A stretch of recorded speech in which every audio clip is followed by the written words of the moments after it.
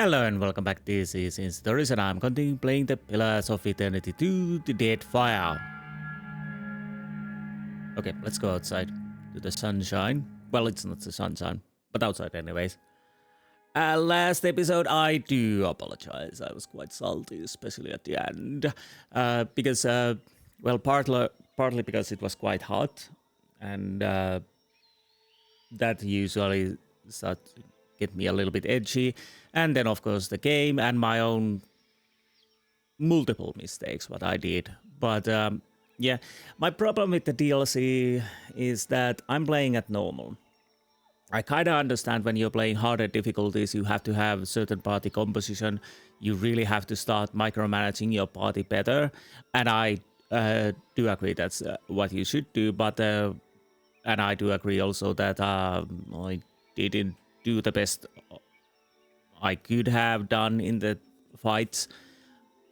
But there's still the but. I'm playing with the normal, and I don't find the risk reward in this DLC to be that interesting. Story, it was okay-ish, but at least with the Beast of Winter, it actually had a nice lore that connected to the first one. Here we are basically finding help or disabling Titan against Eothas, which amounts of nothing, I guess. I don't know if you try to keep it as your help, would it help? So there's that, and yeah, what I read that if you, there have been discussions that people feel these DLCs are quite hard. The idea is that, of course, people want challenge, and yes, I can see that. And there should be a challenge, but of course, again, I'm playing with normal, and the idea is that some people have actually dropped to the story mode just to, enjoy the game. Me, I try to go with the normal. I feel the difficulty was quite all over the place. Basic enemy wiping our crew in almost instant.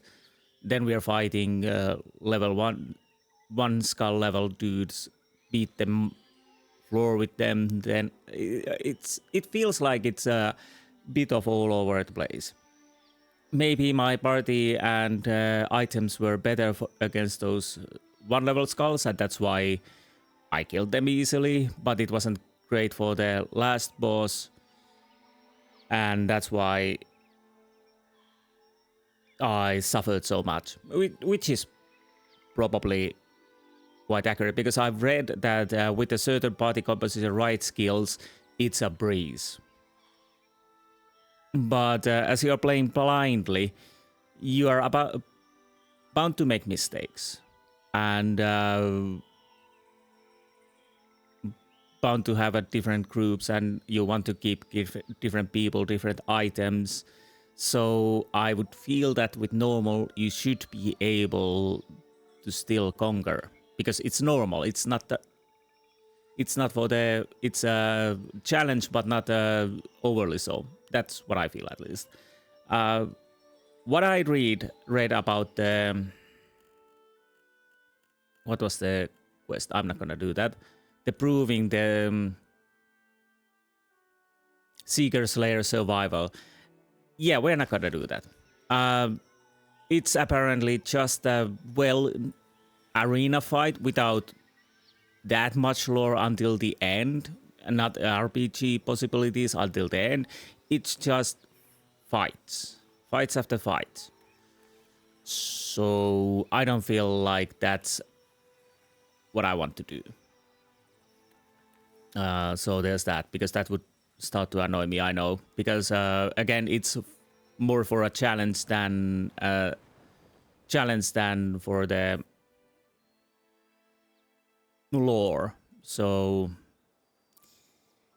yeah, and I don't think what I get from there is something I really need at the end. Like there wasn't really anything, all of the unseen that I really need at the end. The Beast of Winter gave nice loot, but that's it about it. Beast of Winter is definitely, because there's a connection to the Pillars of Eternity 1 and the God Hammer and whatnot. That's definitely, I would say, the best DLC in lore-wise. Hall of Unseen feels, there's lore and it kinda is an interesting place, but in the end it feels like it amounts to nothing, and then we have the pure action. So yeah, I would rate them Beast of Winter, that can be annoying, then Halls of the Unseen, and well, don't know about that. If you want challenge and fighting, then that's nice. But I'm not looking for that now. I'm checking that I'm still back in the normal. Yes, classic, indeed. Yeah, because we do have this difficulty. We have still veteran and Path of the Damned, and then we are expert mode. So these are the parts where the challenge should get higher. What does this say? Classic difficulty is for people who want Deadfire standard combat challenge. Difficulties for players who need more enemies and more aggressive enemy tactics to feel challenged. Path of the Damned throws the largest number of enemies against the player, makes enemies more powerful, and utilizes the most devious AI tactics. So indeed, these should be the ones that you really give the challenge for those who want challenge. And Classic should be challenge, but, you know, fairish challenge for people who play this first time, don't yet maybe know the best items, proper skills, best skills to take. So you should be still able to conquer with not a great party. And that is in the main campaign, definitely. But it feels like that DLCs, the difficulties feel that they change quite a lot. Again, it's partly meeting. I'm not playing optimally. My skills are probably all over the place and whatnot, but still. Anyways, I digress. We've talked enough that. I'll have to put a marker. But again, I do apologize that I was salty in the last episode. Now, let's see what the main quest wants from us. Okay, Brass Citadel docks. So once I'm Neketaka and Brass Citadel, I'll see you there. Be right back. Here we are.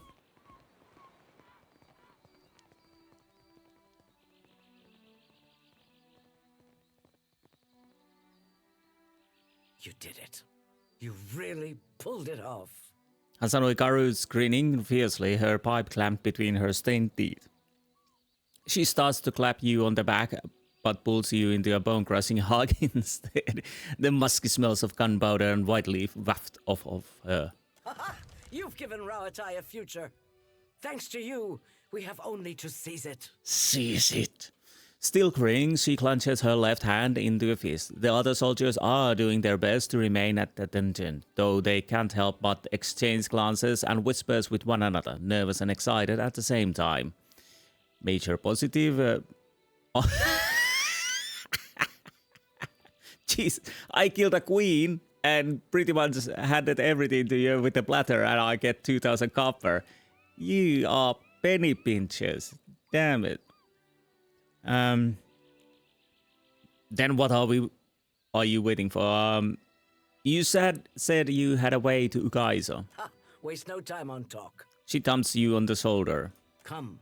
It's time you saw what Okaya's engineers have been working on. Well, I'm kinda excited, yeah. You helped Rauatai establish a foothold in Deadfire, and I promised you a way to Ukaizo. She holds her wooden hand over the empty water. I kinda can guess now what it is. I'll wait quietly. Our engineers at Sayuka have developed a one-of-a-kind vessel that will give us mastery over the seas. Please don't tell me it's not what I think it is. And you, a means to reach Ukaizo. I give you the blade of Takoa. It is what I think it is. The waters below roil and dark shape begins to surface. Oh no. No. Thanks to our engineer's dedication and Ivera's magic, the Blade of Tekoa can travel beneath the water. That is nice. Yeah. The storms of Undra's mortar won't stop you. They won't even touch you. Carry glows with pride and satisfaction. What happens now? You'll go to Ukaizo. If our predictions are correct, there should be a way for you to disable the storms somewhere on the island. Focused once more on the mission before her, she grows thoughtful and intent. Once you've done that, the rest of our ships can secure it. And you can face Eothas. The ghost of a smile lingers in her face. Her eyes are bright with exhilaration. The ship will be waiting for you at Queen's Berth. Try it out. See how it handles. Once you're ready, we'll follow you to Andra's mortar. Nice. In the meantime, I'll be at Serpent's Crown. We've both got our work cut out for us. She crosses her arms over her chest and gives you a final nod. Hostile take over. Nice. So, Queen's Berth and Deck are, well, actually both for a ride, I would say. We might as well go like so. That's actually an interesting idea. Well, we have gunpowder and whatnot. Magic combined with engineering to make a submarine. Nice. Magic can replenish the air and whatnot, and even work as a driving force, but I think engineering will suffice for that. Do I need to go and change the ship? Yes.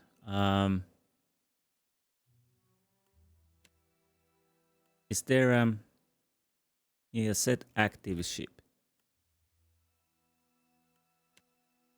Do we have submarine cannons? Yes. So I need deckhand.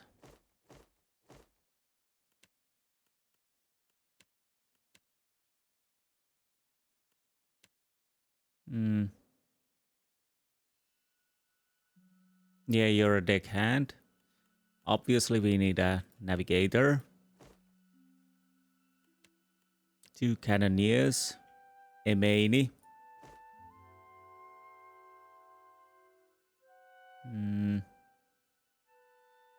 Eld Engrim. And that's about it. We'll have to check what we can upgrade this with. Because we have money, we might as well upgrade it.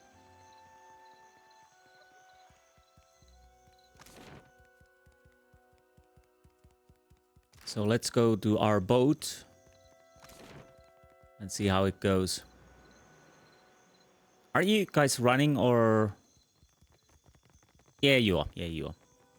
So it would seem that there is a possibility that we end Pillars of Eternity 2 in this episode. That would be interesting. Supply.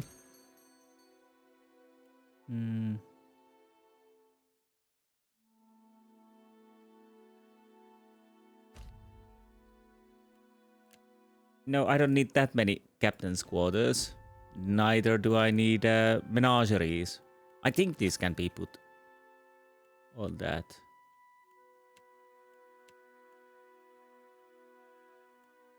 Yeah, we're full. Did I have... Okay, I'm gonna sell my stuff. Be right back. Okay, whatever you say about the DLC, at least you get money. 477,099. Even, let's... Okay, where's my van? There. Those by themselves... Where are they? Oh no. Those by themselves are... I'm gonna put them back in the stash. That was awkward. I wasn't thinking at all. It wasn't supposed to happen like this.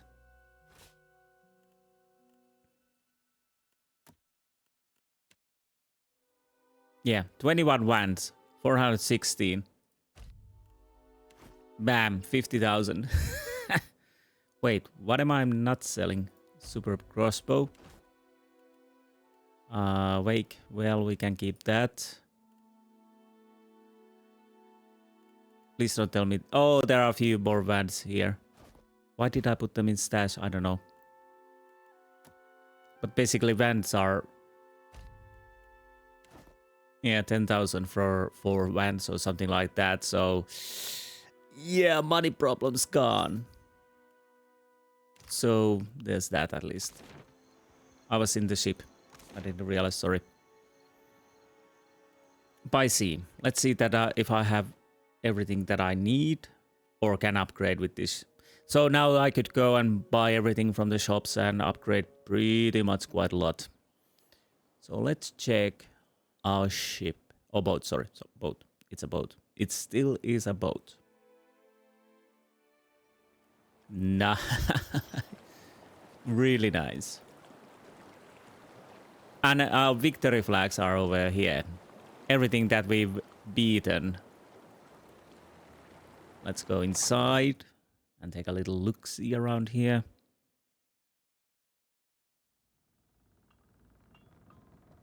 Engine room. Captain's quarters. You're a good sailor. Cannoneers. Where's our menagerie? Oh, we haven't put them on. I just realized. We haven't... Yeah, inserted them. I don't know. Do I need to... We have sails. We don't need sails. Where we are going, we don't need sails. Oh, that cannot be removed. Okay, fine. Lanterns? Nope. So can I upgrade this at all? Oh, no. All right, we need to move a few of these to...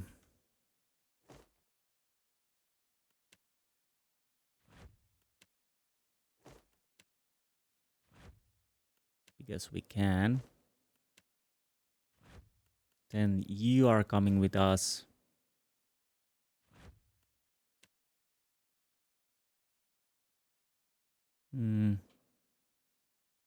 We have 4. Well, everybody, I think, can come with us. Yeah, nice. Except... Oh no, I need my bosun, I think. Just in case.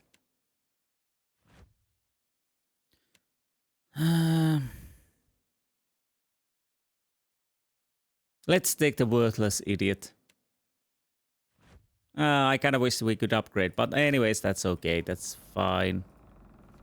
I should have known. And I think we are off.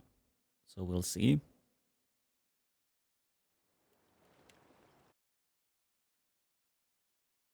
I don't know how this works out, the sea battles. Maybe... Well... I'm guessing it's pretty much same as the normal sea battles. So, journal. Located far northeast of Neketaka, the only way to reach it is by way of Ofekia Channel, a natural gateway leading between the cracks of Migrant Teeth and into the Storm of Honduras Mortar. The Royal Deadfire Company fleet will meet me there and lend their support in the race for Ukaizo. So, once I'm closer to here, I will see you there. Be right back. Okay, here we are. There is a plenty of ocean to sail and many lands to explore, but what lies ahead of you dwarfs them all. That's poetic. Should you choose to sail on, you suspect there will be no return, not to the Deadfire you have come to know. Well, clear warning, point of no return. Continue forward. You set a course through the channel and into the uncharted, turbulent sea. Honduras Mortar rages on the horizon, a vast wall of roiling clouds and rain, punctuated by the silver flickering of lightning.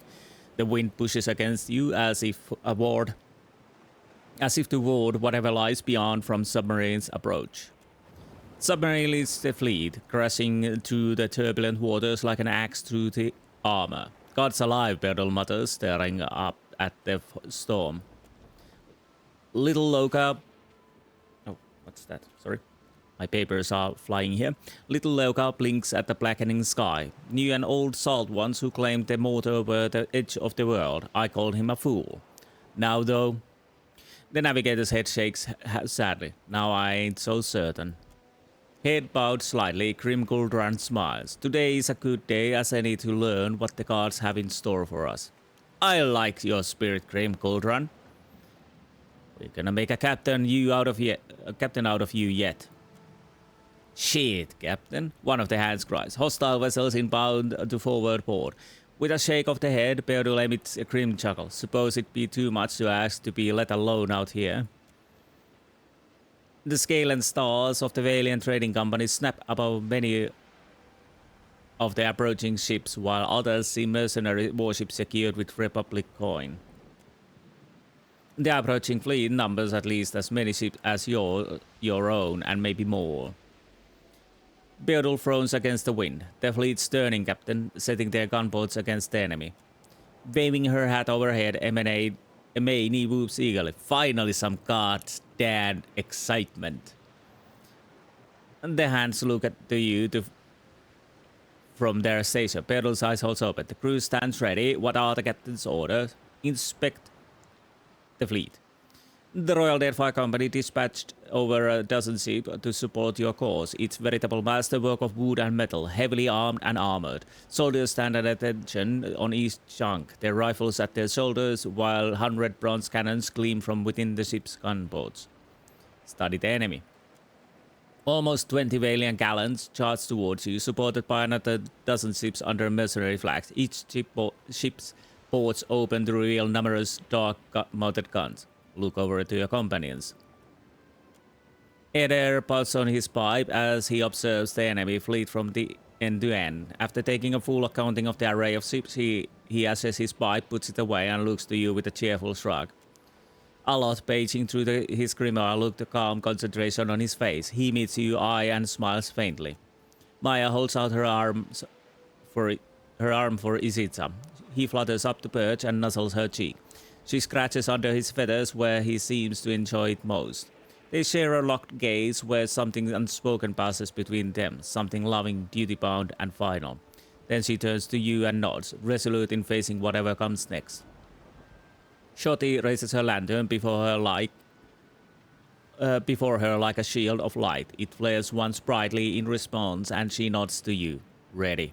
Despite her bravado, you notice a slight trembling in her hand. The cage of her lantern rattles as Shotty waits for the battle to begin.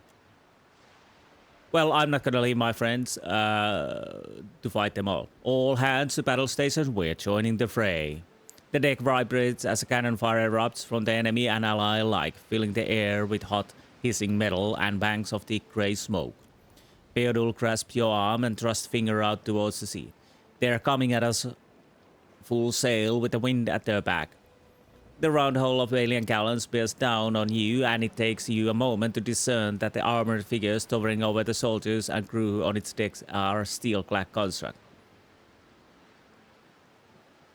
Engage the enemy.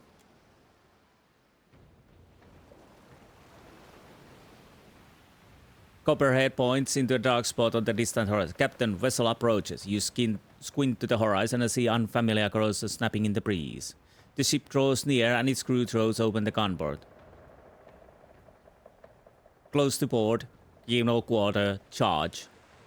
Your ship chews through the water, barreling down the back of waves and surging up the face. Sea spray drenches the main deck.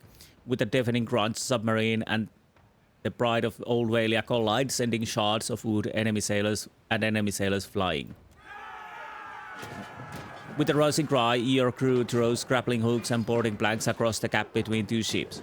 They stream on the ship's deck, weapons at the ready. The stunned enemy crew rally and meet your sailors with a resounding boom of gunfire and clank steel on steel.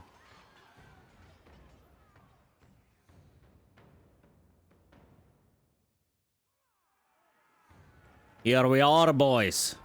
This is it. Yes? Death to our enemies! That's not very helpful. Oh, I just realized our group is again in a wrong order.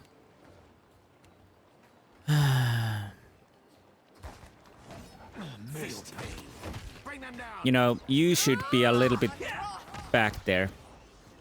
Your orders? Afraid not, Captain. Can't make a dent. Let's go. Did you honestly move? Well, it doesn't matter anymore. They're already dead. Nice.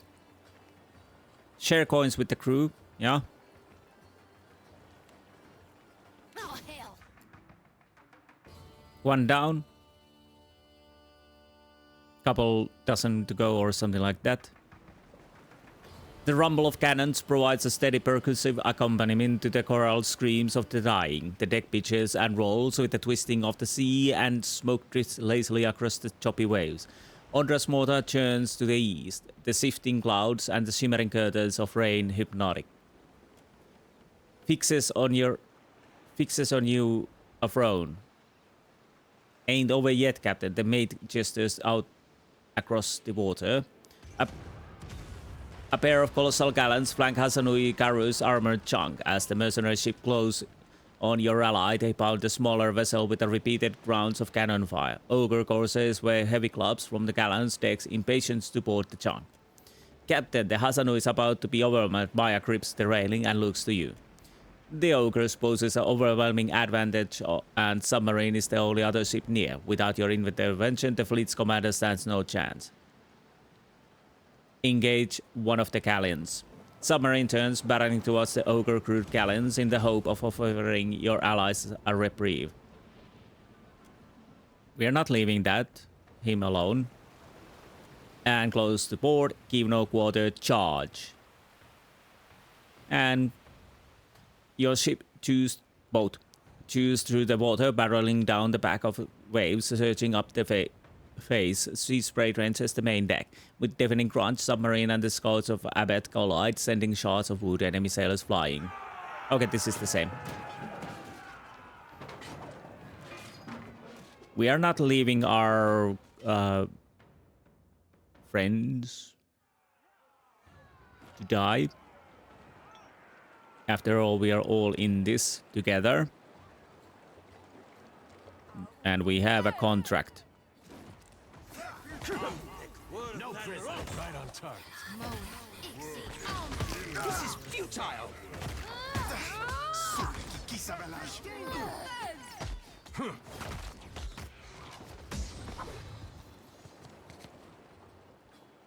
Share coin, take all.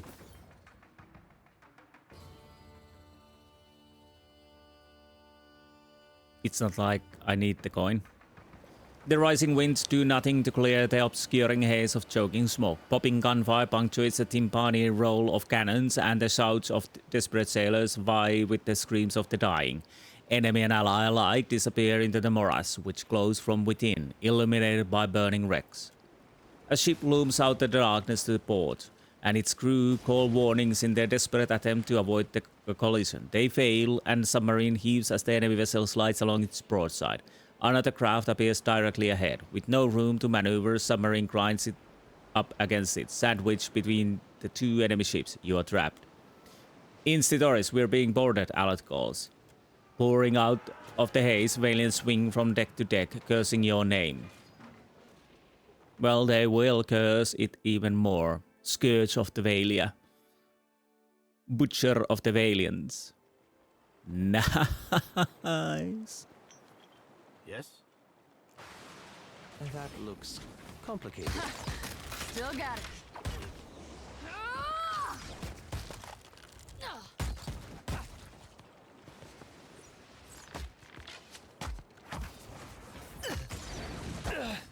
This will do.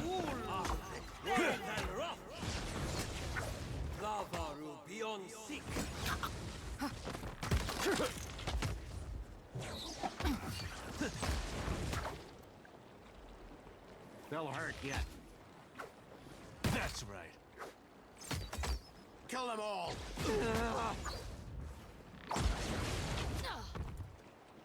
Yeah, I think he's dead. Submarine limps away from the broken wreck scattered behind and breaks free of the bank of smoke.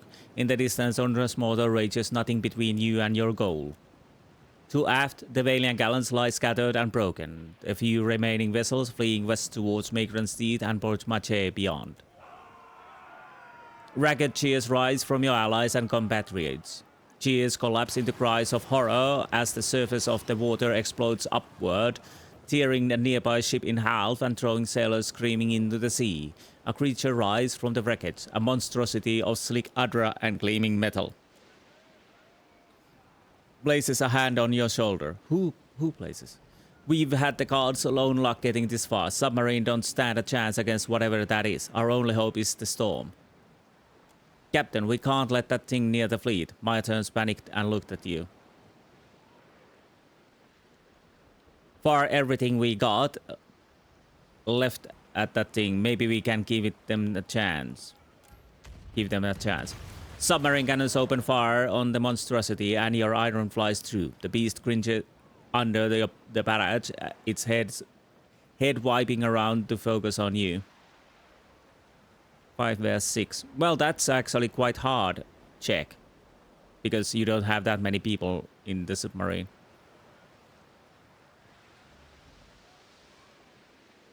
Sailor Disa, catch me if you can, you bastard. Ondra's mortar looms before and above you, dominating the whole of the world. Rain begins to fall. The storms of Ondra's mortar encompass the visible horizon. Hurricane winds roar like an imprisoned beast, blowing with enough force to warp the very seas. Past the curtain of rain and above the swell of waves, you can just barely perceive the outline of colossal adra pillars. You initiate the dive process with a mixture of hope, apprehension, and disbelief. Air hisses as the ballast tank fills with water. Groans of pressure emanate from the somewhere in the hull, but your submersible gradually dips beneath the waves. You close your eyes and place your trust in the Rawatayan engineering. Then, somewhere in the tight quarters, a bolt goes flying like a pop button and hits the far wall with a loud ping. All is silent.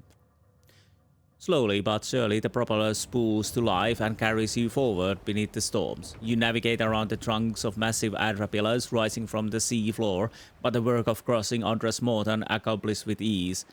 Finally, you spot the shape of bulky landmass ahead. It's Ukaizo. You let out a sigh of relief. Ornate spires reach up from the island, hinting the city within. Not all of Ukaizo has weathered the millennia with equal grace. Other structures jut and lean out of the surrounding shallows, making the waters around the island impassable by ship. You resolve to take a skiff the rest of the way. Nice. Aye, a sea battle. What? Dance with the Death? What was that?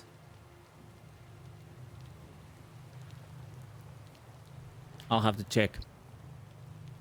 Wait a minute. Okay, back. So, Dance with Death is actually a pirate mission. So, okay, nothing to worry about. Where it failed on this moment? Well, hello there. Are you the guard we need to beat? Bloody robot. This should be horrible.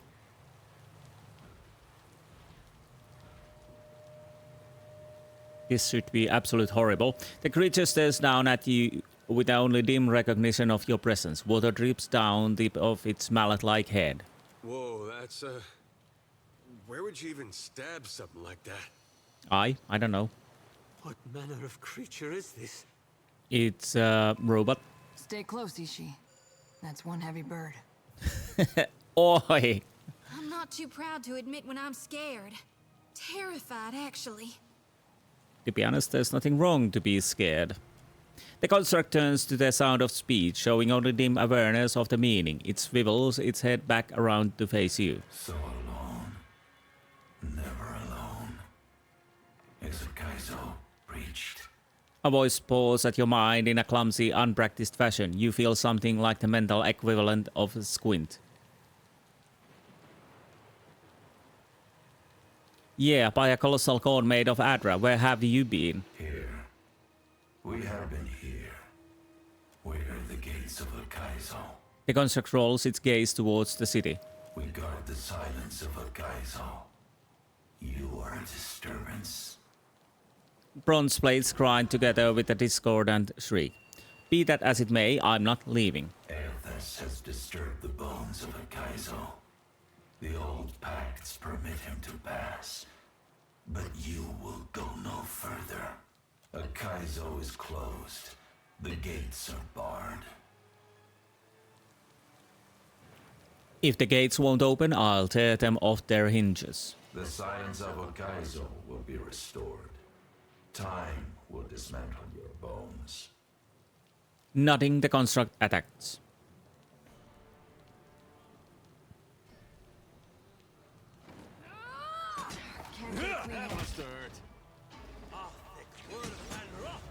Suffer. No prisoners.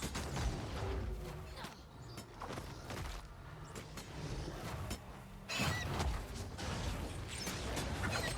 can't whack him any harder. Okay, this might be a bit...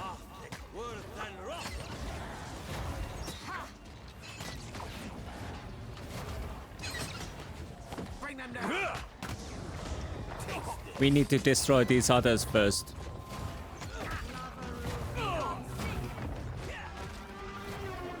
Can't get a clean hit.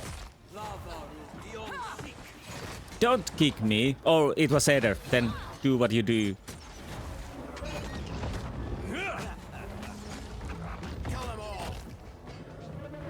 With pleasure.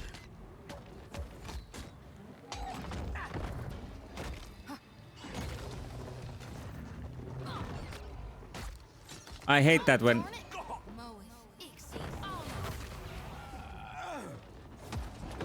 as well be hitting the water.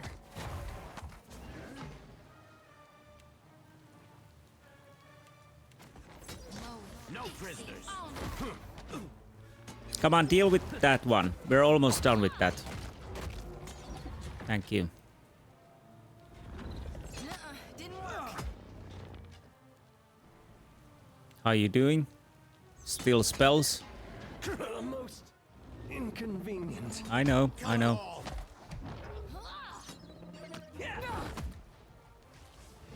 So much for you. We'll be hitting the water.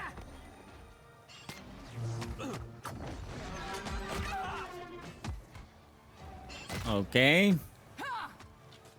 Of course. I shall deal with this one.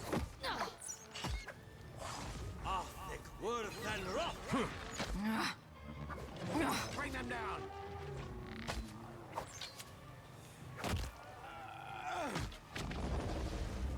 Oh no. Of course. They'll hurt yet.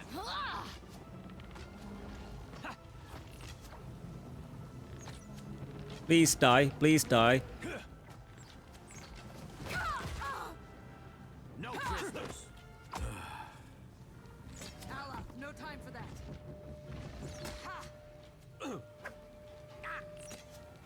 With pleasure. Oh, is this one of those that gives us gear?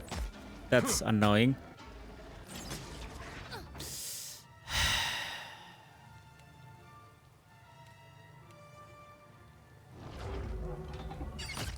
Can't make a dent. Might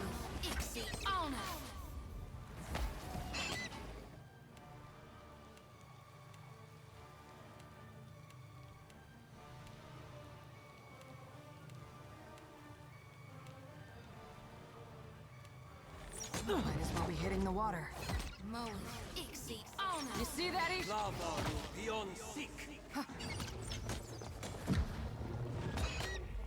Taste this. Where's my character? Where am I? I guess I'm here. Yeah. I wasn't enough. What is it? Who? I was a little worried there, honestly. I thought we would just breeze through, but yeah, that didn't really work. So how's my crew looking with this? Yeah, I think that's the correct one. Honestly, let's make a little change there.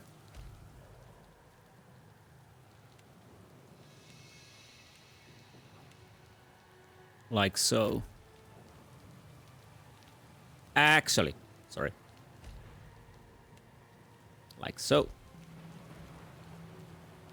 I'll take a quick break before we continue forward. Be right back. And back. Let's continue. Forward, I would imagine. Well, there's nothing else to do, of course, than move forward. Makes sense. Ooh. More with Ondra Spy Grand Promenade. So, Grand Promenade it is. Okay. 31 minutes. Lovely looking city. Unfortunately, we don't have really that much time to explore it thoroughly. So, I'm guessing... It's beautiful. I know I can kill us, Captain. Just let me have the moment.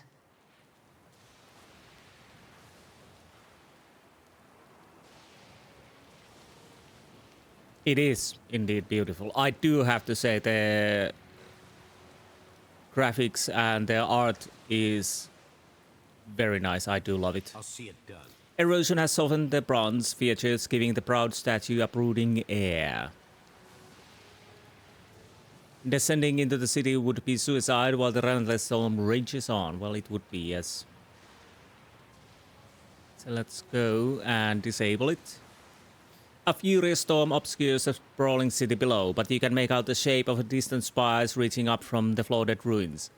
Spirit winds tug you on your soul with insistence, like a stern hand trying to pull a cloak from your back. You recall the last time you encountered a bivouac. It feels a lifetime ago. Okay, turn to your company, so here we are. You look to those who accompanied you this far, who risk everything to face the confrontation ahead. How are you all feeling about all of this, Edda? Edda gaze wanders among glinting archways and half-collapsed spires, his mouth agape. Gilded Vale got its name from the way the wheat fields used to look in the sun.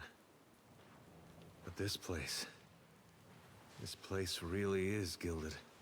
Agreed. Might as well be a different world. Mr. Simple Life? Well, hard to miss what you can barely remember. All I know is my life took a turn when this world came stomping into mine. These great people got a funny way of passing on. They disappear from the world, but leave their problems behind for the rest of us to deal with.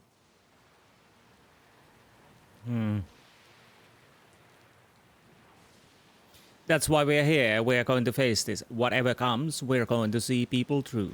I guess maybe that's one good thing that's come out of this. Well, at least for me.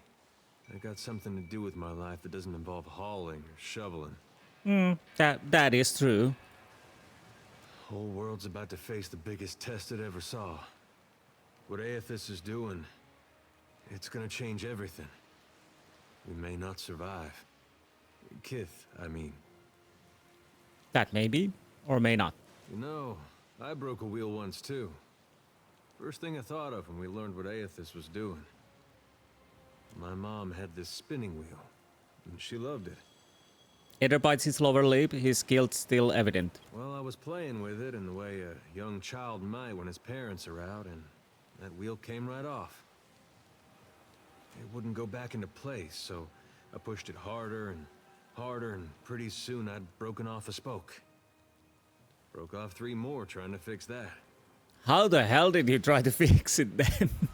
Anyway, I got whipped pretty good for it. That wheel was never the same, even after my dad fixed it. Eder runs a pair of fingers back and forth across a beard in need of trim. I used to think of the gods as being like parents to all of us. And now I know better. They're children, playing while their folks are gone. I like you, Eder. You're looking thoughtful, Aloth? Aloth looks out the sprawling ancient city. 5 years ago, you controlled the destiny of thousands of souls in Sun and Shadow. He pauses, considering the vista. But the choice you make today shall define the fate of every living thing in Eora. He turns to you. Curiosity shines in his eyes, but there is something else there. Pity.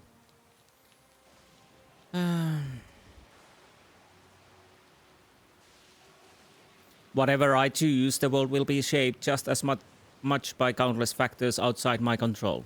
I suppose that's true. And I suppose it can be comforting to remember that. It is beyond my control. I know you'll choose wisely. And no matter what happens, it's been an honor journeying with you. Again. Well, I thank you a lot. There have been times I'm thinking to throw you overboard, but glad I didn't. He puts his hand on your shoulders, meeting your gaze with a fond smile. He turns back to regard the great city before you. Something on your mind, Shoti? We gonna do this or what? Shoti licks her chapped lips, dark gaze narrowing as she takes in the sight of the ancient cedar ruins. Raised high, her lantern casts hard shadows over the planes of her face. If it's all the same to you, Watcher, I'd rather not miss the moment my god brings the darkness down upon us. I want to see Gone become the true deity of death.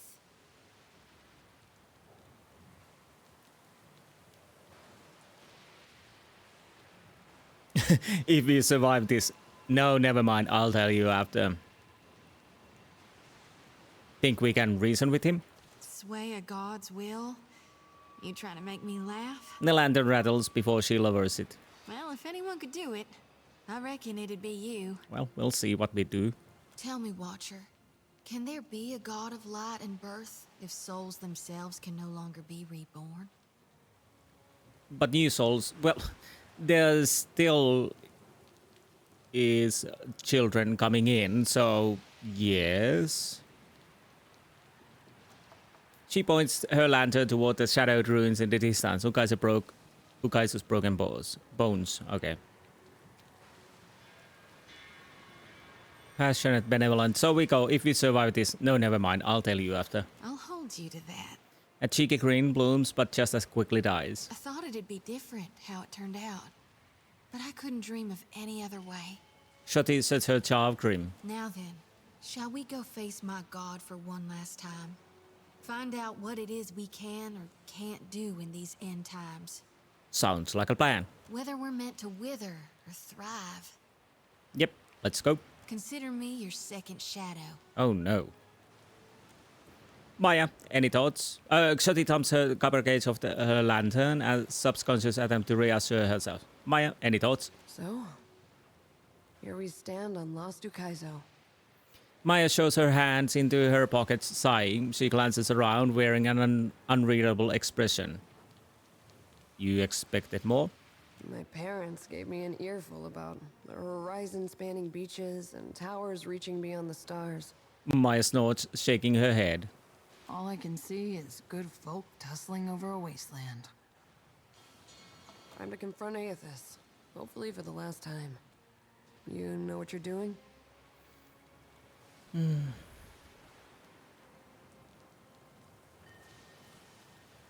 No matter what happens, I want my soul back. Anything else is secondary. Well, I don't know. That end is something. If we can restore order to the Deadfire, this is the place to do it. No time to waste then.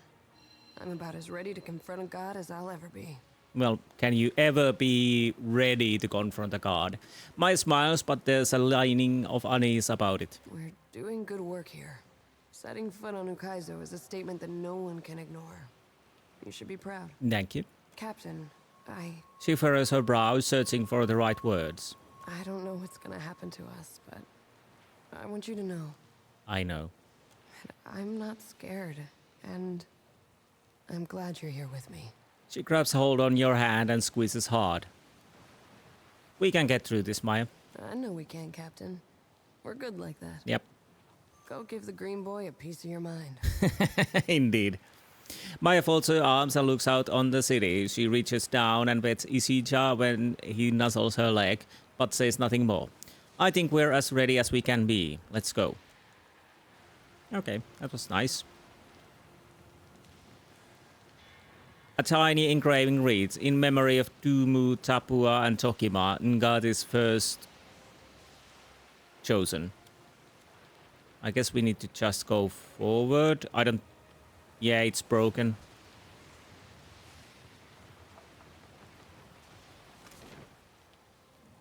More Veith. Oh, we need to go to the Undra Spire.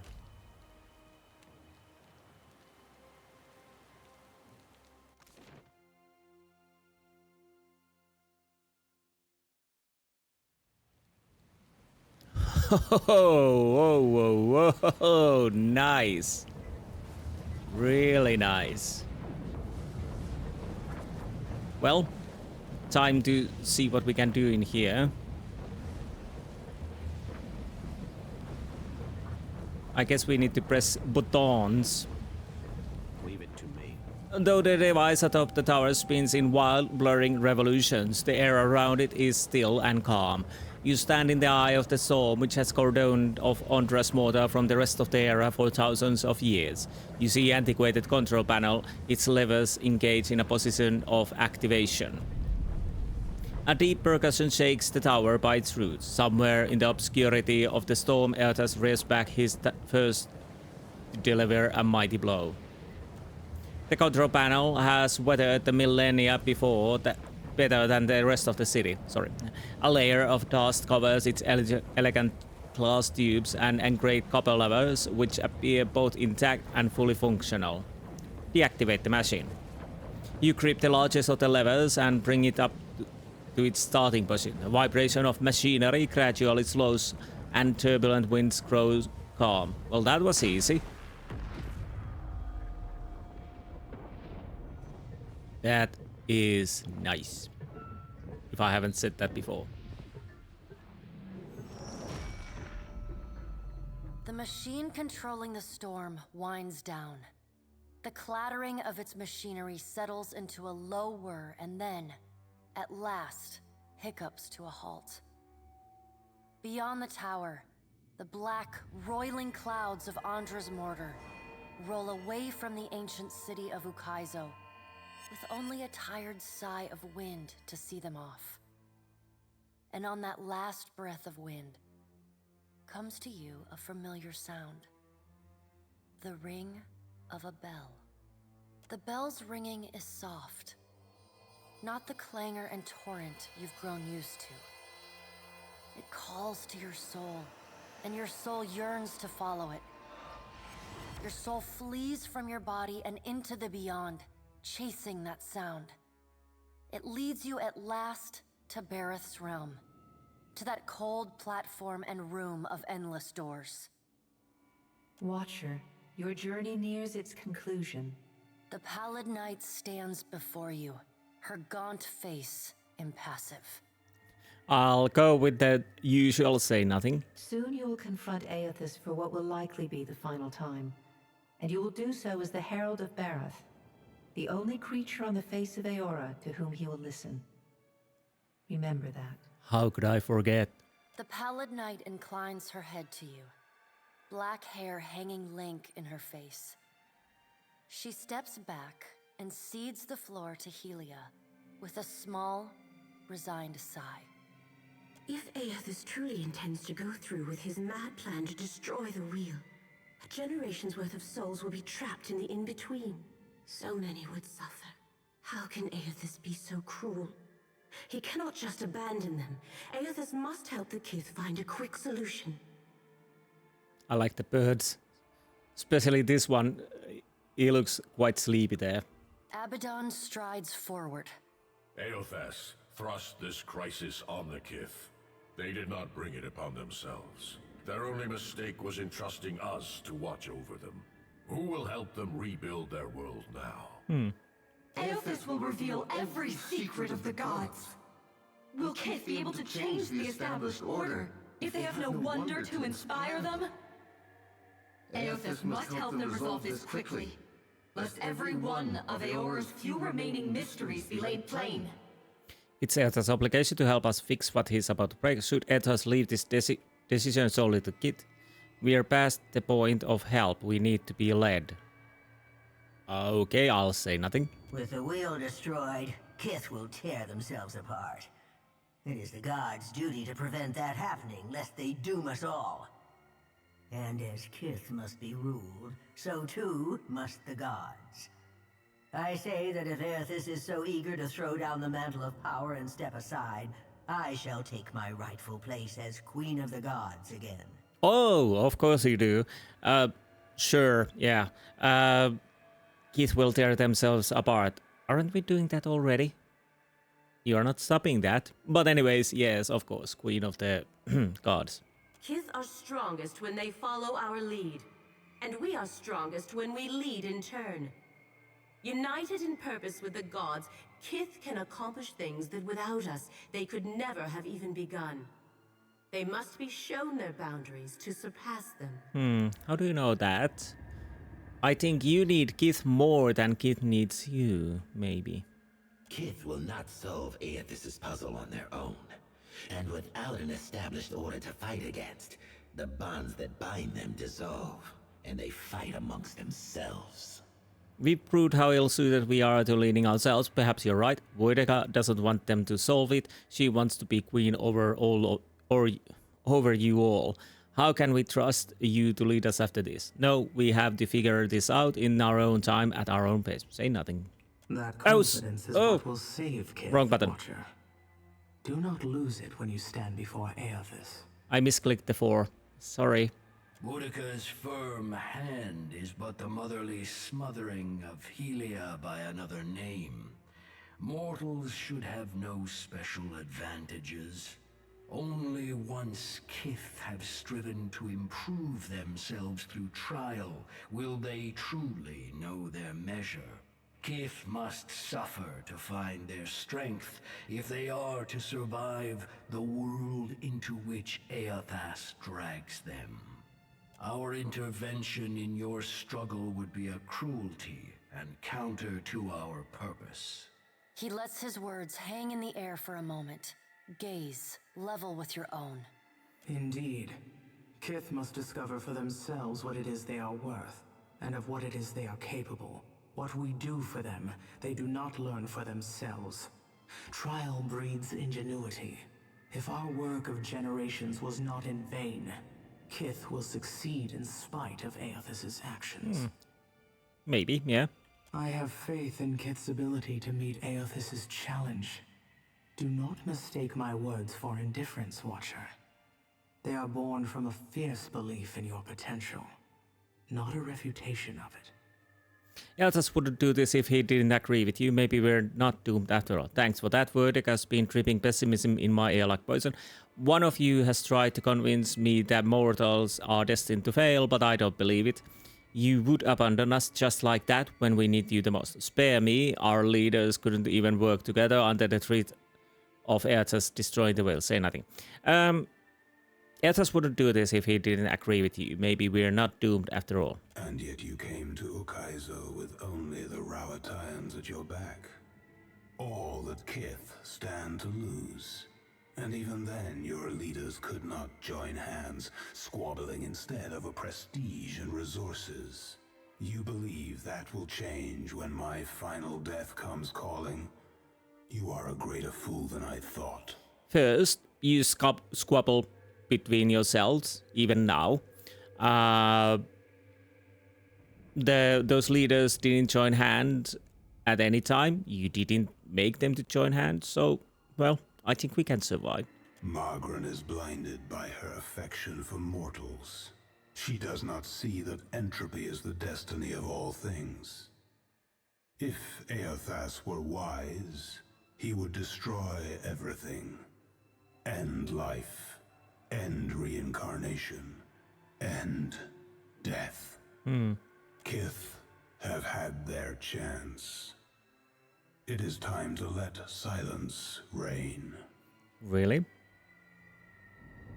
As Rimmergon's words fade, the Pallid Knight returns. She no longer towers over you, a giant even among the gods, but meets you at your height. She lets the arms crossed over her chest fall to her sides. She speaks to you openly, plainly, an expression almost like tenderness, turning up the corners of her lips. Well, Watcher, you know where we stand. What do you believe? The will is your creation. You owe us your help fixing it. Everything that's happened, everything that will happen, it's the God's fault. We're better off without you. True change, lasting change, it demands sacrifice. The coming days will be hard, but we'll be better off it. Things are fine as they are. If we can't stop Eothas from destroying the wheel, we should only rebuild it as it was. I don't care. The gods did what they could. We'll take it from here. I don't know. The gods, the wheel, I'm not sure anything anymore. The gods did what they could. We'll take it from here. I only suggest that you walk into this future with eyes wide, Watcher.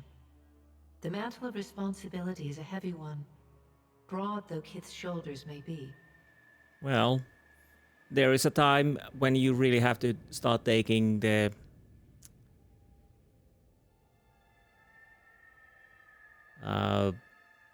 responsibility yourself. Now the time has come for us to part, Watcher. I laid upon you a difficult duty, and I know you desire to be free of it. You will be in time, but not now. You have work to do yet. I will hold you to that. You are no stranger to hard choices. You killed Theos, and when his soul was laid bare before you, you chose to banish it to Braith Aemon. You gave him the justice you believed he deserved. Remember the strength it took to make that choice, and know that you alone may sway Eothas now. When you stand before him, choose your words carefully. The gods depart one by one in brooding silence. A solitary figure remains perfectly still until the last of her colleagues is out of earshot. Woedica peers down at you, a triumphant grin splitting her weathered features. Berath is a fool if she thinks I'll let her enjoy the last word. Of course. You were trusted with a heavy responsibility, Watcher. Speaking for mortals, and representing their interests in the future to come. Indeed. Did my choices teach you anything about us? I knew the day would come when martial law claimed the Deadfire. Cannons and black powder have a way of drowning out the song of compromise. Like me, Queen Ukaizo knows the sting of treachery. Can you hear her, Watcher? From the depths of the beyond, she howls for justice and vengeance. Rautai has done much to distinguish itself as a contender on the world stage, but a true test of its endurance is still to come. Regicide makes for a troubling start. Indeed it does, yes. And yet, they have earned your confidence in a gamble that could decide the fate of all mortals. Why is that? The Deadfire needs order, not greed, not blind hope. Maya is the product of their superior training and cohesion that was enough to convince me. Rautai believes in harnessing available resources, not plundering or coddling them. I respect their pragmatism.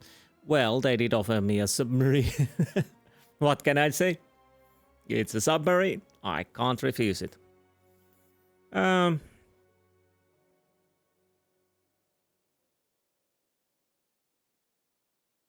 said nothing. Uh-huh. Consider my curiosity appeased. For now, in our grandest plans, you are a singularly unpredictable variable. Because, honestly, Kith will make mistakes. Kith has made mistakes. Kith will do mistakes. Kith will continue doing mistakes. That's how Kith work. So, what's there to say? Even with gods, we make mistakes. They are not stopping us to make mistakes. Anyways, I digress. You play a dangerous game by investing your hope in others. Deception and failure are woven into the fabric of mortals. I can safely promise that they will disappoint you before long. Well, that's part of the life, you know.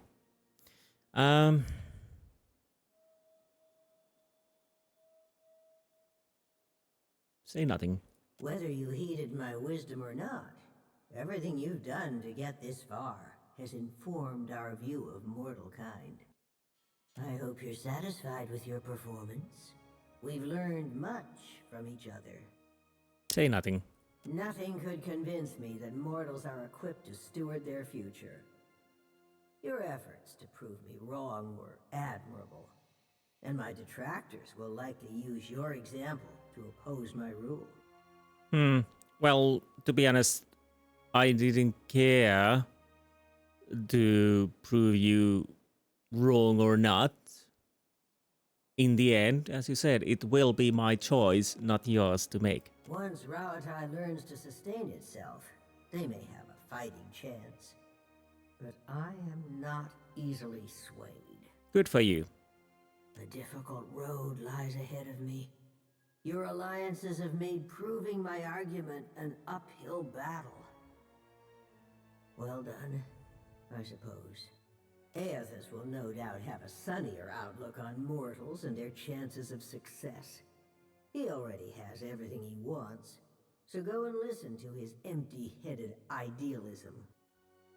The rest of us will be sharpening our blades, preparing for the future he lays out for us. What? Are you gonna throw yourselves into the blades? We're still paying wages. Consciousness... Nice. Consciousness returns in a wave as the last of the machine's energy dissipates. The calming of the storm reveals the sprawling city around you like a sand wiped from mosaic. You see the distant outline of Eothas raising his fist in triumph and purpose. You keep falling asleep on me, I'm gonna have to start walking behind you with a pillow. Oh, by the way, the storm's gone. Also, I think Eothas is ending the world. Eda takes a long draw from his pipe and nods as he stares the Colossus in the distance. It seems we're all still here.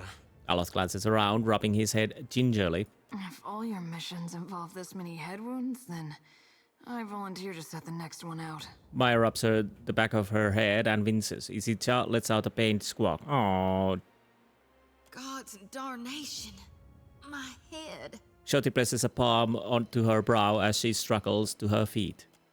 Peering over the edge of the tower, you make out a distant shape amid the ruins below. A galleon has limped close enough to drop anchor. The once proud flag of the Vailian trading company hangs in the weather-worn shreds. The empty deck tells that the surviving crew have long since boarded a skiff and rowed to shore, which means you're no longer alone on Ukaizo. If ever there was a place for final standoff, it's Ukaizo. Time to go. Slaughter some Kith. I guess we go to the promenade.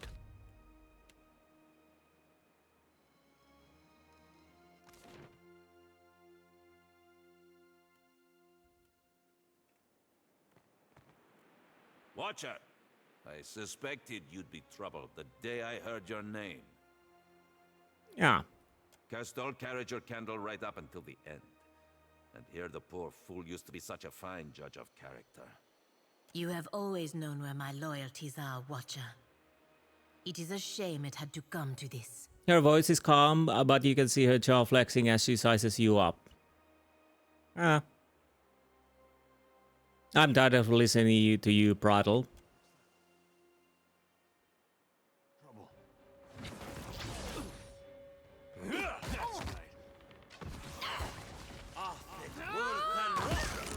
That's not very Sorry, helpful. Pallegina.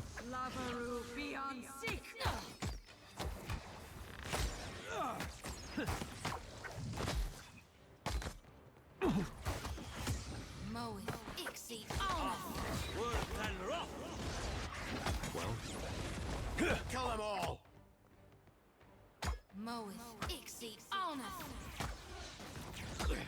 You won't hold me for long.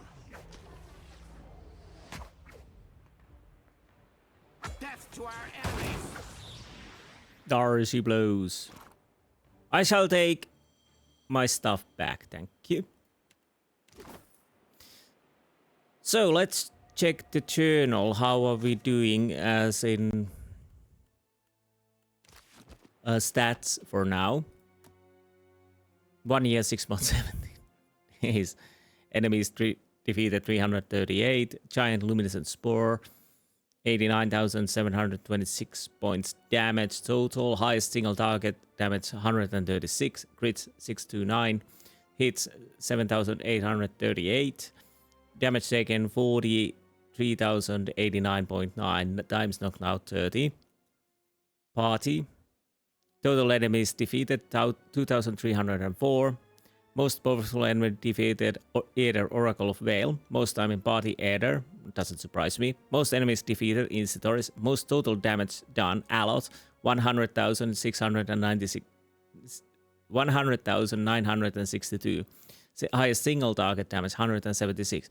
Bit more, yeah. Most crits Maya 1,386. Most hits Insti 7,838.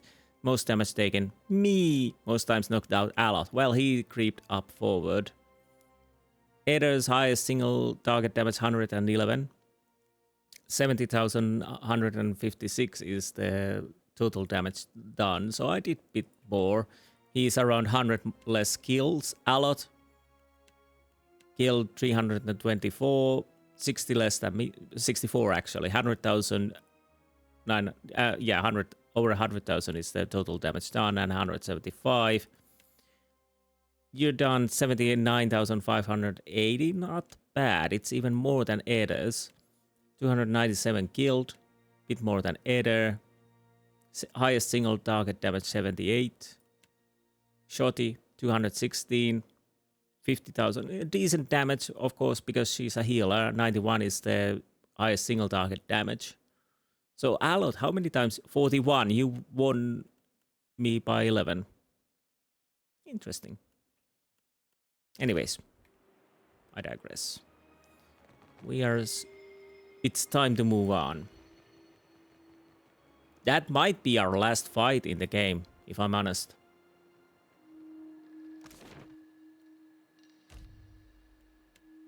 Well, I'm not certain of it. Of course, we could probably You descend into the ancient winding streets of Ukaizo. Battered by storms for thousands of years, the ruins bear the marks of their role as the lone witnesses of the god's great secret at the center of the city. The houses and boulevards are pierced by great spears of luminous Audra. There are no ashen bodies, no birds, no sign or sound of any life. But with every step, the rhythmic pounding in the distance draws nearer. Soon, you can feel the vibration traveling up your spine. As you approach the center of the city, the weathered architecture gives way to more luminous Audra, piercing the ruins, eventually overtaking them entirely. Cresting the top of a fallen tower, you finally get a clear view of Eothas. He stands, legs astride, next to a great stone monument ringed with 11 cavernous alcoves. All but 3 hold a gargantuan skeleton, bones scrubbed clean by the city's storms. An immense Engwithan machine floats above the monument, suspended by invisible energy emanating from a well of light beneath it. Great brass rings spin around a core of metal and Audra at the machine's center. Periodically, Eothas's massive arms swing back. The movement alone is enough to draw great gusts of wind toward him. When they come down on the machine, the impacts are accompanied by eruptions of electricity, fire, and smoke. The hundreds of luminous Audra pillars across Ukaizo sympathetically dim in a rippling wave that spreads out from the machine. The only safe route to the god is a steep ascent along a monstrous pillar of luminous Audra. Intertwined with fragments of Ukaizo's ruins that it has carried through the centuries, the pillar bends in a long arc, towering above the machine. The pillar levels out near Eothas's head, a silent observer to the destruction of the machine it has grown beside over thousands of years. You weave your way along a treacherous rain-slicked path up the pillar's skyward side. As you arrive at the top, you catch Eothas's attention. Fist pulled back, he pauses to observe you. With the same gentleness he showed at Ashenmaw, he lowers his arm and turns toward you.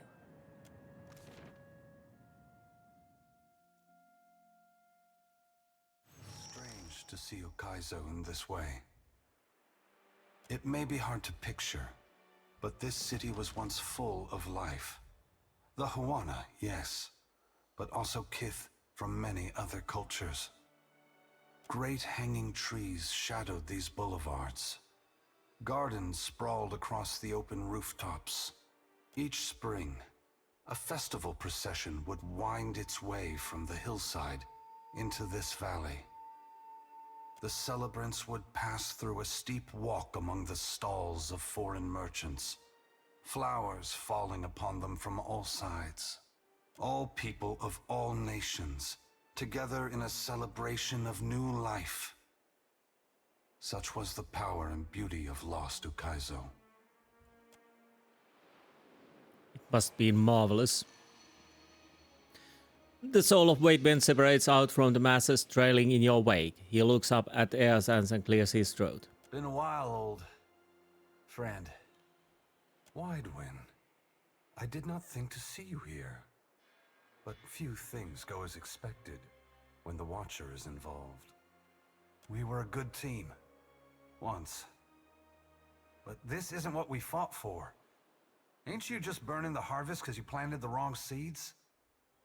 An astute observation, old friend. Consider instead that I am giving the soil back to those who till it. Spring must always follow winter. As long as there are people committed to finding the other side of change, the agony will not last. But thank you for challenging me as you did in fairer times. I haven't forgotten the lesson we strove to impart. You're welcome, I suppose. Vailian clears his throat and backs away to offer you space. Eothas shifts his attention back to you. If we don't fix this mess you're about to cause, the whole world is gonna look this bad. Okay. I mean, it's a mighty heavy load you're putting on our shoulders. I just hope we can carry it. As long as there are people like you in this world, Adair, I truly do. Indeed. This power has always been in the grasp of mortals. Now you will finally be aware of it. Now you will be able to decide what to do with it. Ukaizo's corpse is beautiful, my god. This, its current state, is but one spoke in the ever-turning wheel of life and death, and so no less worthy than its incarnation at birth. Shoti waves her lantern overhead like a beacon to draw her god's attention. But you seek to break that wheel. I beseech you, Gon, that when you do it right. Burn to ash every Audra root in hell so that it may never regrow. Let the darkness reign eternal. It saddens me that the harvesting of souls in my name has brought you to this place, Shoti. But I am the cause, and I must take responsibility for it. I can only hope that after I am gone, you will see there is a brighter future for mortals. It is a future that you can help shape, even if you cannot see it now. Alot shakes his head, looking up at Eothas. What right do you have to do this? Destroy the wheel and leave us with nothing? Without even knowing what will come next? But Alot, isn't that exciting? Aloth, we are all gods and mortals, responsible for our own actions. But inaction carries its own moral responsibility. It is a burden I have carried for far too long. One must always do as their conscience dictates, even if that means abdicating a position of power. The Navy thinks very highly of this place. Maybe I lack their imagination. Maya folds her arms and squints up at Eothas. What do you think, big guy? Are all the hopes and dreams of Rauatai here on Ukaizo? Is this city really the cornerstone of our future? She shrugs as if it doesn't matter either way, but her eyes reflect distant hope. Ukaizo's time has passed, Maya. It remains only as a symbol. But symbols can hold great power. If you wonder about the future of Rauatai, Know that if there is any greatness in your people, it existed before you set foot in this ancient place. Ukaizo will not make Rauatai any greater or lesser than it already is. Only its people possess that power. But what of you, Watcher? Why have you followed me? Have you come to bear witness to the breaking of the wheel?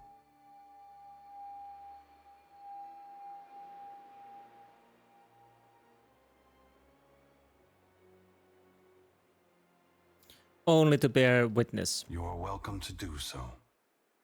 Indulge me in a moment's curiosity.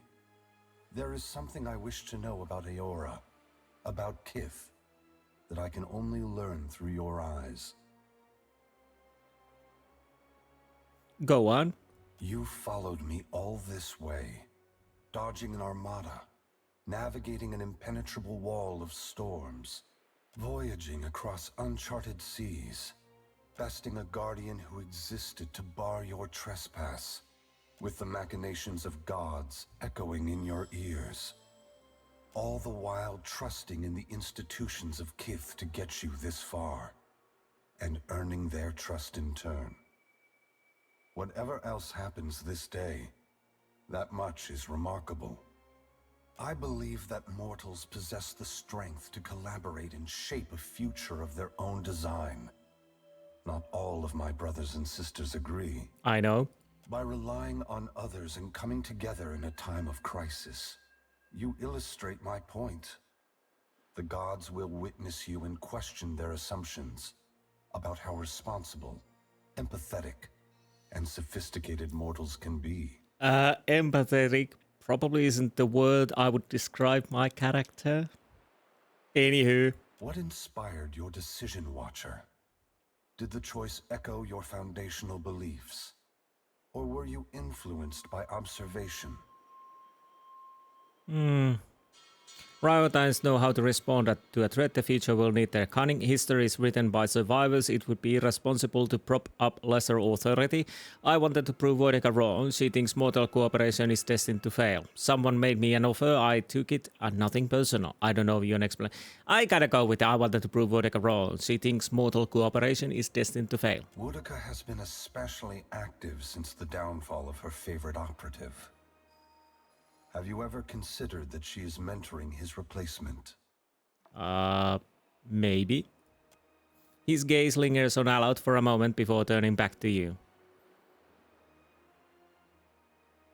Interesting. I won't... That's a troubling thought. Interesting. I won't dismiss the idea entirely. My brothers and sisters never act when the gains are strictly short-term. If Vodeka's shadow has fallen upon you, that can only mean she recognizes your potential to further her ambition. I thank you for your perspective. Yours is not the only opinion that concerns me, but for the moment, it offers much to consider. All I ever wanted for mortals was growth, transformation. Once, my brothers and sisters shared this goal. Some have forgotten themselves, giving into fatalism or tyranny. Others have succumbed to apathy. It brings me great sorrow that crisis is the only way to set the future in motion. Would that I could pass the responsibility of heralding your darkest hour to another. Never forget that trust and coordination between mortals brought you to this place. Your future is built on a foundation of hope, and you have laid the first stone.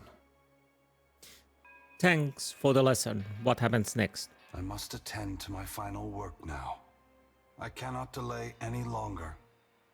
You have carried a heavy burden across the Deadfire, Watcher. Before I go, I would rid you of it. No sooner have Eothas' words entered your mind than you hear one final dissonant ring of the chime within you. Then silence.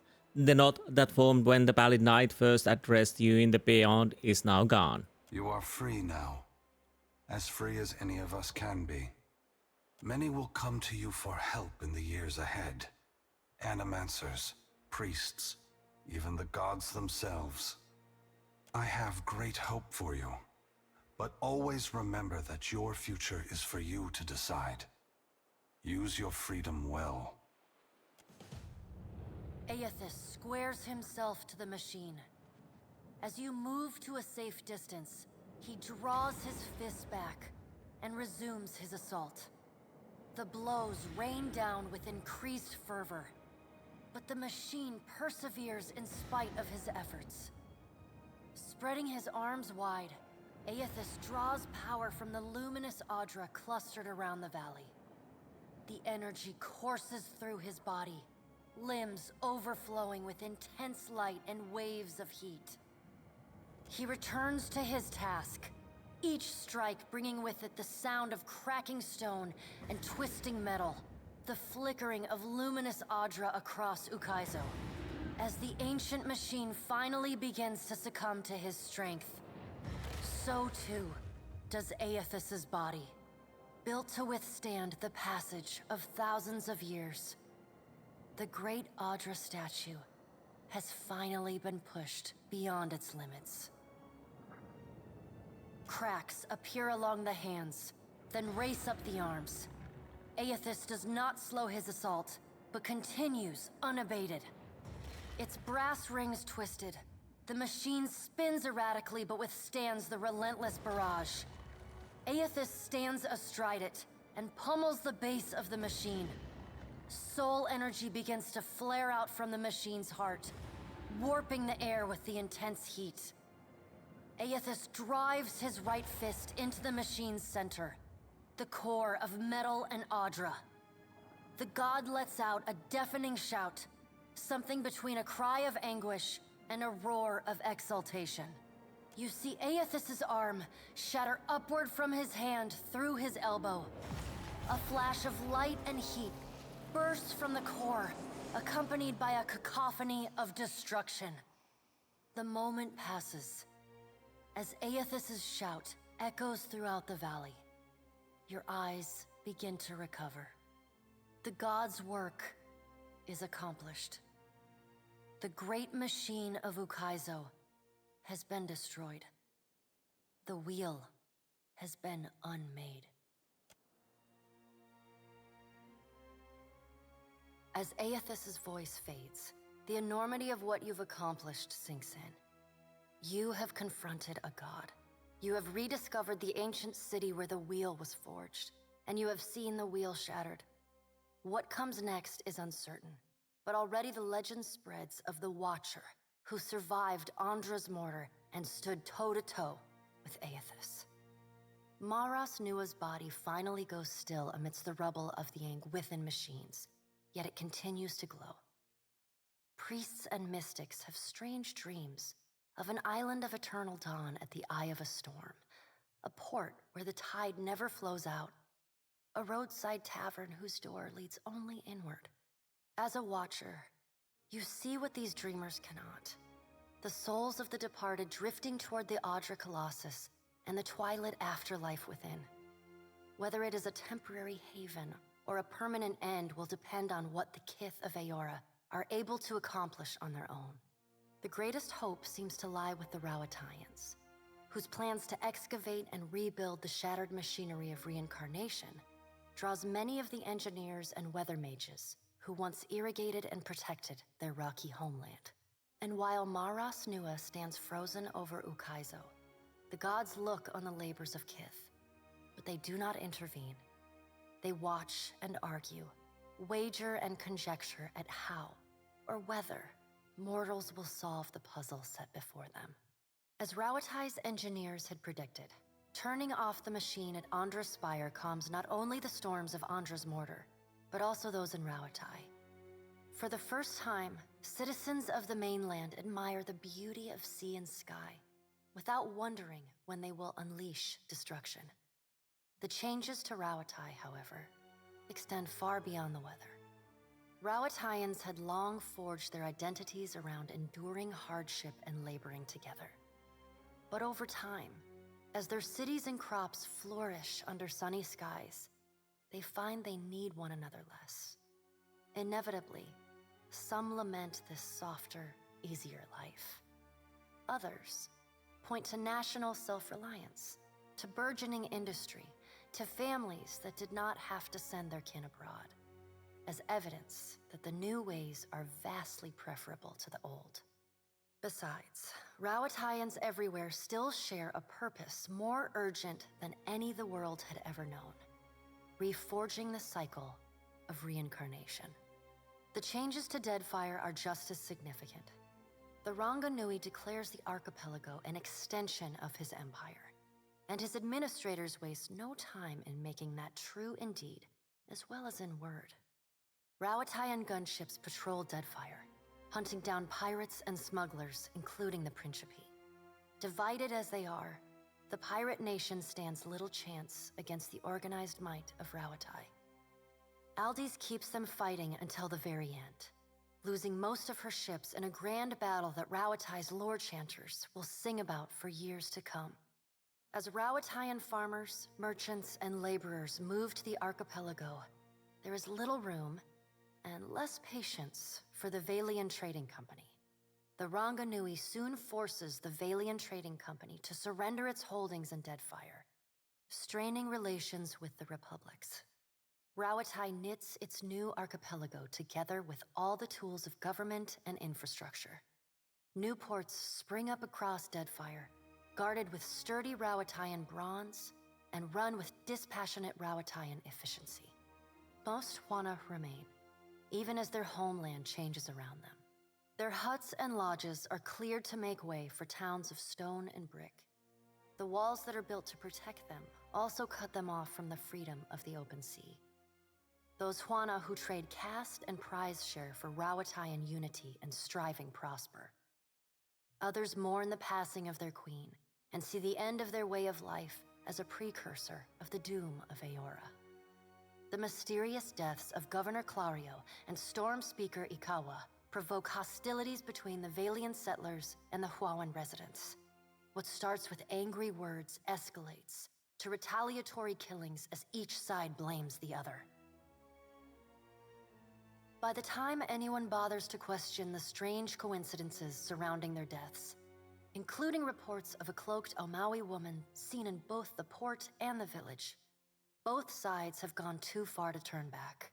The chaos makes it easy for a small Rauataian contingent to swoop in and establish control over the island.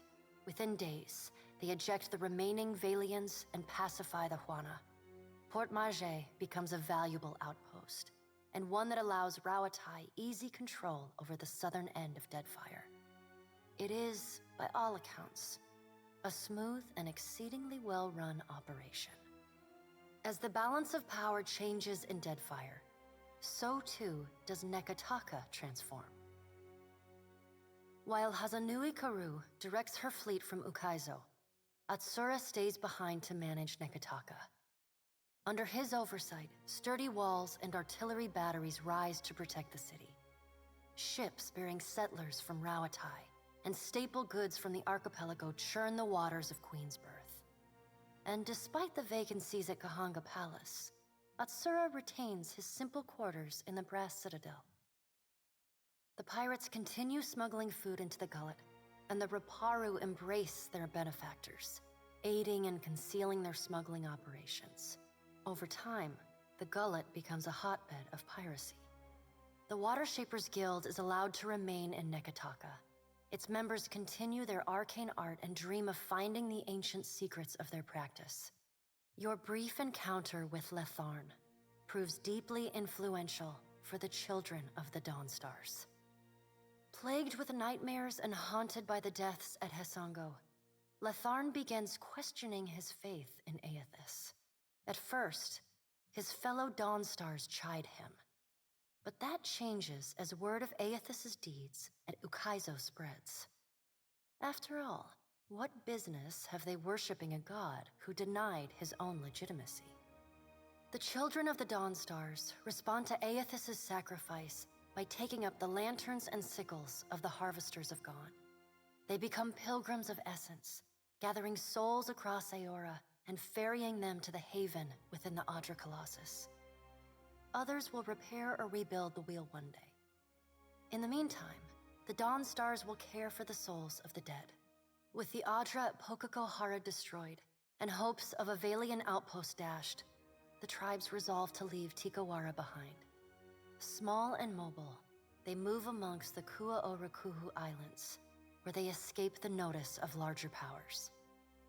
The dragon, Neraskirlas, no longer passes between Eora and the White Void, and the dead flow slowly breaks apart, exposing the temple long frozen within.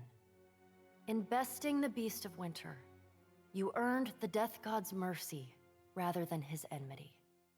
The deity remains characteristically unforthcoming about his decision, and you're left to wonder whether in doing battle with him in the White Void, you somehow furthered his apocalyptic ambitions. Word spreads of the primal island of Kazuwari, once home to an arena that hosted bloody competitions and fearsome ordeals. Wild tales whisper that the spilled blood attracted a terrible beast of scale and fang that slaughtered those gathered at the island before destroying the great enchanted statue that oversaw the island's trials. Absent its guiding voice, Kazuwari descends into anarchy. Slain by your hand, the Titan of Wal poses little further threat to Eora. As the corpse decays, it putrefies into a massive nest of hungry fungal monstrosities. Vessels that anchor off the shores of the Black Isles tend to go missing, only to turn up shipwrecked months or even years later against distant shores. With time, the body collapses upon itself, and the Black Isles finally implode. Though your adventures alter the destiny of Eora and the balance of power in Deadfire, they also leave a lasting mark on those who travel at your side. Your companions find themselves changed, in ways both big and small. Adair returns to Hisango, where he reunites with Byrne, the son of his former lover, Alava. The boy takes heart in Adair's account that Eothas and all the other gods were false, petty, and unworthy of the love of Kith. Realizing how close he came to dying for this cause, Byrne finds renewed purpose in working alongside his uncle to repair the many scars left upon Deadfire by the gods. Under Adair's guidance, Byrne grows into the kind of irreverent, stubborn hothead that would have made his mother proud, and Adair visits her gravesite, often to tell her so. Shodi is not a priestess who understands the meaning of subtlety. As such, she makes her girlish crush on Adair painfully obvious from the moment she first sets eyes on the strapping fighter. Early in your travels, Adair appears discomforted by her persistent flirting. He often grimaces when she sidles up to him, and he takes endless pains to keep their conversations terse and to the point. But after a little smoothing on your part to nudge them in the right direction, Adair makes an effort to view Shodi with an open mind. And Shodi begins teasing the veteran fighter in a more companionable and less amorous manner. After saving each other's hides a couple times and sharing more than a few laughs, the two form an easy, and you suspect, lifelong friendship. Plagued by constant nightmares and hallucinations, Shodi becomes increasingly disassociated from reality. Meanwhile, her power continues to grow with every soul she harvests. You start to notice sliced up animal corpses everywhere you two travel. But when confronted about it, Shodi stomps her feet and fiercely denies any wrongdoing. Then, one night, Shodi wakes, but never leaves the nightmare. Shivering uncontrollably, she packs up her belongings and slips away into the darkness, murmuring that she must return to the Temple of Gon in order to fulfill her purpose to her god. But she never reaches the temple. None of the Dawn Stars know what's become of her, aside from disturbing rumors of a harvester ravaging the southeastern islands in the Deadfire, leaving a trail of blood in her wake. Okay, so the lifelong friendship with Eder didn't last a lifelong. Okay. Aloth renews his commitment to transforming the Leaden Key from a tool of secrecy and oppression into a watchdog organization. With the wheel broken, he reasons the world will need wise and responsible leadership more than ever. It is a lofty goal, and one he does not expect to finish in his lifetime. But if there's one thing he's learned from the Watcher, it's that a single person can change the world. Time away from the Navy gives Maya Rua some perspective on how Rauatai conducted the Deadfire occupation. No sooner does she return to active duty than she voices her frustrations over some of the more underhanded tactics she witnessed and carried out in the name of the homeland. Her voice carries all the way to the Ranganui, who reminds his admirals that battles are won by superior tactics, but war is a battle of precedent, and winning is not always a victory. The people listen. Maya's part in the conquest of Ukaizo brings fame and fortune to the Rua family. Officers salute her in passing, and a row of medals decorate the breast of her uniform. Her parents and siblings are paraded between the great houses of Rauatai for nightly dinners and celebrations. She has a hero's welcome in her future. There's never enough free time to explore your mutual connection. Something about your bond feels unfinished. But as your paths diverge, you start running out of reasons to see each other. In your presence, she's always armed with a pleasant smile and lots of questions. Her embrace is full of warmth. If there isn't time now, someday there might be. Oh, poo. She looks forward to seeing her brother again. So does Ashiza. Takehu distances himself from the problems of the Deadfire, giving the tribes a reprieve from godlike omens. And Gati's silence speaks volumes. The Huana grow to rely on each other, paving a new way forward divorced from their traditions. Soon after he departs Nekataka, distant tribes report of unusual and salacious water sculptures appearing on the shores. These quaint visitations are widely celebrated. The identity of the artist, ever an open question. Without Takehu, the Water Shapers Guild learns to grow and prosper on its own. The established forms and philosophies of water shaping evolve over time. The pace is slow and uncoordinated, but hopeful. He bids you farewell, suggesting that you seek your next adventure in a brothel or tavern, where consequences begin and end at the front door. He sounds eager to leave old conflicts in the past. Your pursuit of Eothas and your journey to Ukaizo signal the end of forces that have shaped the lives of Kith and the course of nations. The cycle of reincarnation has been broken.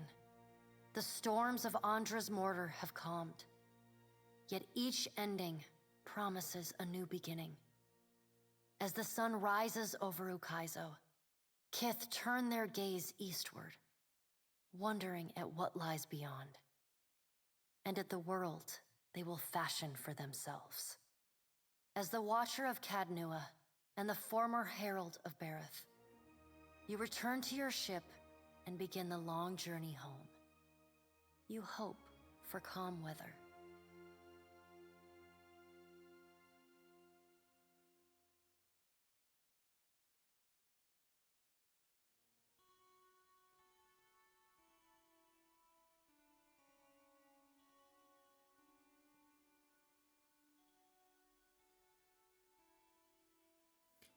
Okay, I'll put this on speed. So that was Pillars of Eternity 2, the Deadfire. I did enjoy the main campaign. There are different ways to play that, so yeah, probably keep the wheel, destroy the wheel, or something in between, or something like that. Depending on factions, different ends for Deadfire.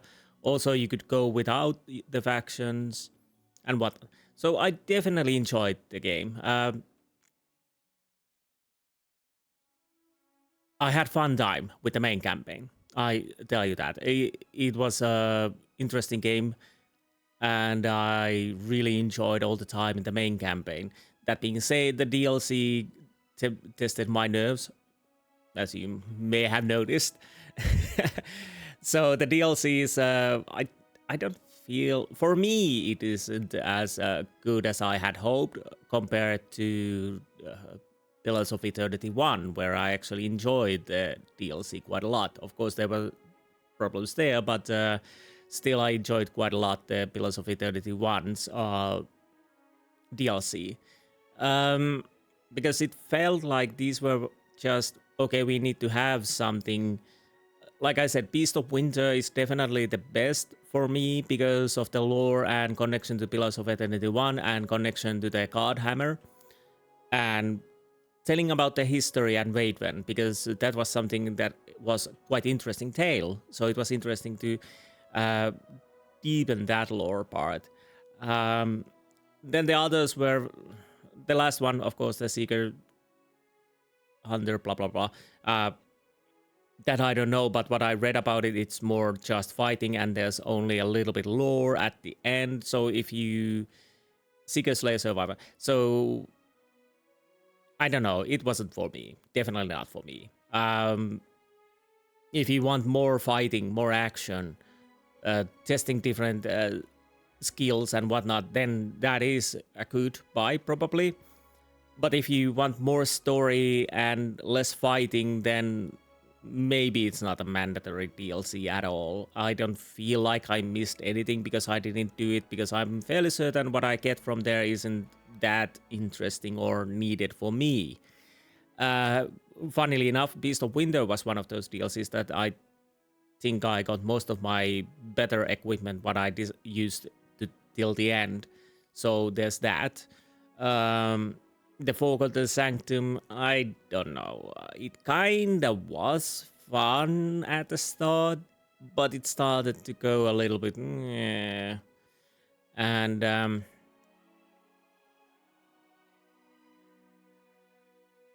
the treasure from there, I don't know, was it worth it really? The hassle?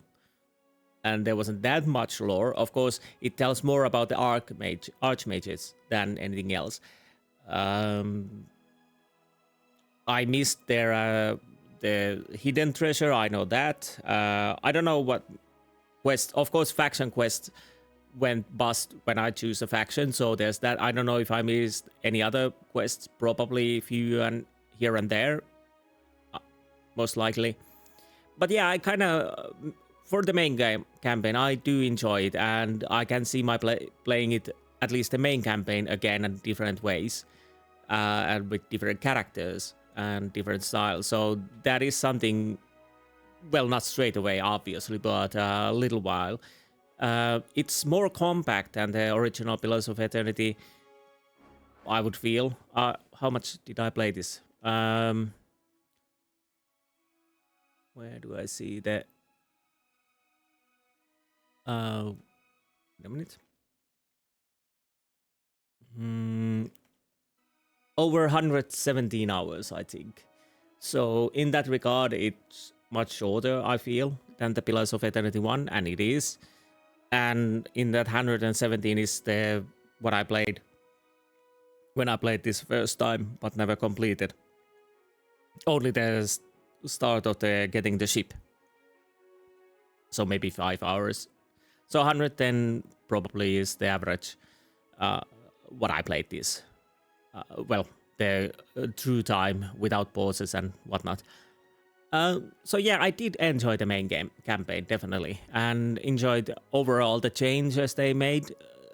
There are bits and pieces here that could be a bit better.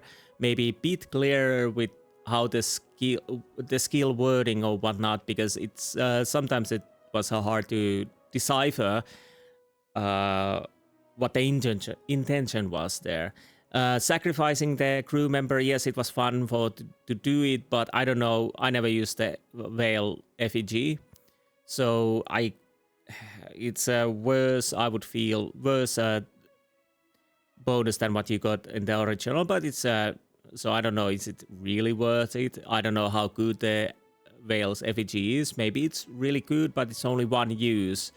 And like I've already said in the original Pillars of Eternity and in this too, when it's uses, it's what I, well, it's me problem. And let's just say that when there are uses in an item, I'm starting to think that, okay, I'm not gonna use this because I might need it later, and the game's end, and we never use those. I kind of hated those death pillars and whatnot pillars because they were annoying. The traps giving the permanent blood mark and minuses, I kinda understand why they did that, because most of the time the basic damage isn't enough. But honestly, most of the time it was for nothing, because after you get that, you just rest and it's gone. Unless you happen to be in a fight and you go for the trap, then it can actually be a problem. But I would say that most of the times when I walk on the trap, it was just, okay, wait, I need to rest again. Oops, I stepped on another trap, I need to wait and rest again. So it didn't really add anything most of the time. At least in difficulty-wise, it just slowed down a little bit. Again, nothing too major overall, I would say, but it was something. Like the pillars, I don't know. They were more of an annoyance than something I was looking forward. Again, minor nitpick. Very minor. But like I said, I definitely enjoyed the Pillars of Eternity 2, the main campaign, and yeah, I do recommend it. There are different ways to play it, different characters, different party composition. I tried to use as many as I could, but there's a when you settle at a certain party when you start to play, it's harder to deviate from that because you're getting used to it. Your party works as you hope it works. So for me, when I play next time, I really have to do a concentrated effort to change the party. And it's kind of hard when you play the first one. You kind of want to keep Aether with you, and you kind of want to keep Aloth with you. Then you have the priest you need to keep. I think I missed one. But anyways, definitely fun game. And enjoyed the main campaign quite a lot. And the area and the pirates and sea team did work.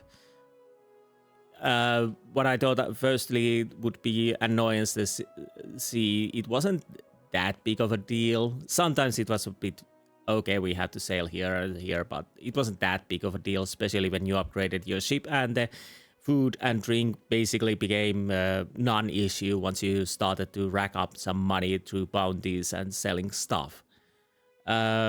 Ship battle, it feels a bit... Why would you do it? You just... I mean, shooting cannons and whatnot, it's nice, but you're not really seeing anything, you're just reading. So it's much nicer to just ram it, go in and try to kill the enemies. At least you have some action there. I don't know if this is true. I read somewhere that the developers were thinking that it's a gimmick we don't need, and I was trying to take that off, but the higher up said that no, keep it. And I think that was the producers. But again, this is I have no idea if this is actually true. It was just a odd sentence I read when I was looking something about other quest in the Forgotten Sanctum. But anyways, now what will be next after this Let's Play? Well, RPGs. I'm thinking Mass Effect. Finally starting Mass Effect, and it will be a Renegade run. If you want to watch a nice Paragon run, I recommend Furious. I will, once I start Mass Effect, I'll put the link on the information box about Furious gameplay, and I think she played most of the game, even the hardest difficulties. I'm probably just woosing out and going the normal. There will be a few caveats how I gotta play, especially in Mass Effect 2. I have a few mods I will put on, and those will make the scanning planets easy. Because I've done the scanning now 3 times. I've scanned every last one of the planets. And honestly, I don't think I want to do it 4th time. So even if I did it out of camera, which I would obviously only show the things that are interesting. So that is something I will want to, you know, hasten up and make as minuscule as much. Mass Effect 1, Mako driving, most of the time I will probably show it unless there's some interesting to show. So there's that. But anyways, that will be full Renegade run. A few Paragon decisions here and there. That's my idea. Anyways, but we'll see. It might change. I have other games to play, but I'm feeling Mass Effect at the moment at least. So anyways, I hope you enjoyed this Let's Play, and I will see you next time on some other game, or maybe you want to watch something older I've done. There are quite a lot now, actually. Anyways, I hope you enjoyed, and I will see you next time. Until then, goodbye.